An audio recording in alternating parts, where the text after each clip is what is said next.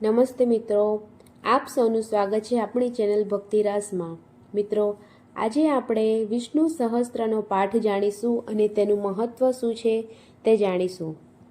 વિષ્ણુ સહસ્ત્ર નામનો પાઠ હિન્દુ ધર્મમાં અત્યંત પવિત્ર અને શક્તિશાળી માનવામાં આવે છે।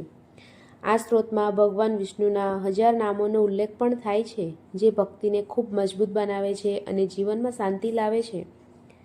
આ પાઠ કરવાથી મન શાંત થાય છે, ચિંતા અને તણાવ ઓછો થાય છે।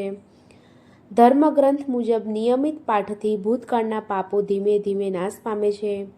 ભગવાન વિષ્ણુના નામોના સ્મરણથી ભક્તિ વધે છે અને અંદરથી શક્તિ મળે છે। આ પાઠ એક રક્ષા કવચ જેવી અસર આપે છે અને દુષ્ટ શક્તિઓથી બચાવે છે। આયુષ્ય અને આરોગ્યમાં સુધારો કરે છે।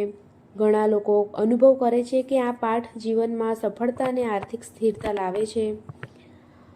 હવે આ પાઠ ક્યારે અને કેવી રીતે કરવો? તો સવારે સ્નાન પછી અથવા સાંજે શાંતિપૂર્વક બેસીને કરી શકાય છે। ભગવાન શ્રી વિષ્ણુની મૂર્તિ અથવા ફોટા સામે દીવો પ્રગટાવીને કરી શકાય। પૂરેપૂરું ધ્યાન અને શ્રદ્ધાથી આ પાઠ કરો તો ખૂબ સારું છે। દરરોજ ન થઈ શકે તો ગુરુવાર અથવા એકાદશી પર ખાસ કરો। વિષ્ણુ સહસ્ત્ર નામનો ઉદ્ભવ મહાભારતમાંથી થયો છે, જેમાં ભીષ્મ પિતામહે યુધિષ્ઠિરને તેનો ઉપદેશ આપ્યો હતો। હવે સાંભળીશું વિષ્ણુ સહસ્ત્રનો પાઠ। અંત વિનાના 1000 સ્વરૂપવાળા, ચરણ મસ્તક સાથળ અને બાહુવાળા પરમાત્માને નમસ્કાર હો। 1000 નામવાળા અને 1000 કોટી યુગને ધારણ કરનાર એવા વિષ્ણુ ભગવાનને નમસ્કાર હો। જેની નાભીમાં કમળ એવા ભગવાન વિષ્ણુને નમસ્કાર હો। જલમાં શયન કરનાર શ્રી વિષ્ણુ ભગવાનને નમસ્કાર હો। હે કેશવ, હે વાસુદેવ, આપને વારંવાર નમસ્કાર હો। વાસુદેવની વાસનાથી ત્રણેય લોક વાસનાવાળા છે અને જે સર્વ પ્રાણી અને પદાર્થમાં નિવાસ સ્થાન છે, એવા હે વાસુદેવ, આપને નમસ્કાર હો।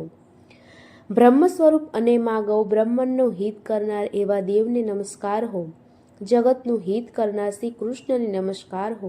ગોવિંદ સ્વરૂપને નમસ્કાર હો। જેમ આકાશમાંથી પૃથ્વી પર પડેલું પાણી સમુદ્રમાં જાય છે, તેમ બધા દેવને કરેલા નમસ્કાર ભગવાન કેશવ પ્રતિ જાય છે। જેમાં શ્રી હરિનું ભજન પૂજન થાય છે, તેવા આ માર્ગ નિષ્કુંઠ છે અને શ્રી હરિના ભજન પૂજન વિનાના માર્ગને કુમાર્ગ જાણવો। બધા વેદો જાણવાથી જે પુણ્ય પ્રાપ્ત થાય છે અને તે સર્વ તીર્થયાત્રાથી જે ફળ મળે છે, તે સમગ્ર દુષ્ટોનો નાશ કરનાર શ્રી વિષ્ણુ ભગવાનની સ્તુતિ કરવાથી મળે છે। જે મનુષ્ય શ્રી હરિના મંદિરમાં નિત્ય 3 વાર પ્રભાત, મધ્યાહન અને સાયંકાળ 2 વાર કે 1 વાર પણ આ વિષ્ણુ સહસ્ત્રનો પાઠ કરે છે, તેના સર્વ પાપ કર્મો નાશ પામે છે। જે મનુષ્ય આ સ્ત્રોતનો પાઠ ભાવ ભક્તિથી કરે છે, તેના શત્રુઓ બળી જાય છે, તેના પર સર્વ ઉપગ્રહો શાંત રહે છે અને તેના સર્વ પાપ કર્મો નાશ પામે છે। જેણે શ્રદ્ધા, ભક્તિ, ભાવપૂર્વક આ સ્ત્રોતનું ધ્યાન કર્યું, શ્રવણ કર્યું કે પાઠ કર્યો, તેને સર્વદાન આપ્યાને દેવોની રૂડા પ્રકારની પૂજા કરી એમ સમજવું। જે મનુષ્ય દરેક બારસના દિવસે મારી સમીપ આ સહસ્ત્ર નામનો પાઠ કરે છે, તેને આલોક અને પરલોકમાં કોઈ પણ ઠેકાણે ભય રહેતો નથી। તેના કરોડો કલ્પના પાપ ધીમે ધીમે બળી જાય છે। હે અર્જુન, જે મનુષ્ય પીપળાની પાસે કે તુલસીની પાસે બેસીને શ્રી વિષ્ણુ સહસ્ત્રનો પાઠ કરે છે, તેને કરોડો ગાયોનું દાન આપ્યાનું પુણ્ય મળે છે। વળી જે મનુષ્ય નિત્ય શિવાલયમાં અથવા તુલસીના વનમાં બેસીને શ્રી વિષ્ણુ સહસ્ત્રનો પાઠ કરે છે, તેના સર્વ પાપો, દુઃખો નાશ પામે છે અને મોક્ષ પામે છે અને તેને બ્રહ્મ ઇત્યાદિ ઘોર પાપ હોય તો પણ તે સર્વનાશ પામે છે, એવું ચક્રધારી ભગવાનનું વચન।